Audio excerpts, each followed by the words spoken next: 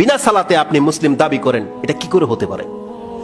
কে শিক্ষা দিয়েছে আপনাকে, বা কে আপনার মনের মধ্যে এই চিন্তা ঢুকিয়ে দিয়েছে যে আপনি নামাজ না পড়েও মুসলিম? এটা কোত্থেকে, এই ফতোয়াটা নিলেন কোত্থেকে, পেলেন কোথায়? এটা কোন হুজুর বলেছে? এটা কোন কিতাবে আছে? এটা আপনি কোরআনের কোন আয়াত পেয়ে গেছেন যার মাধ্যমে প্রমাণ হয়ে যাচ্ছে যে আমি বেনামাজি হলেও আল্লাহ আমাকে নাজাত দিয়ে দিবে? কোথায় আছে সেটা?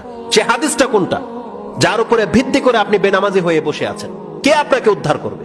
আল্লাহ সুবহানাহু ওয়া তাআলার পক্ষ থেকে এটা কেমন বিধান নাজিল করে দেওয়া হয়েছে?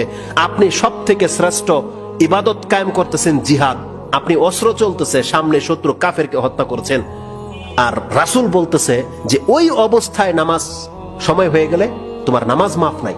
রক্ত লেগে আছে, কাফের রক্ত, অস্ত্র চলছে, তুমি থামতে পারবে না, কিবলার ঠিক নাই, পবিত্রতা নাই, ওই অবস্থায় অস্ত্র চলবে, তাকবীরও চলবে, রুকুও চলবে, সেজদাও চলবে, তোমাকে ঝুঁকতে হবে না। রিজালান, হাঁটো আর সালাত পড়ো, রুকবানান, ঘোড়ার উপরে সালাত পড়ো।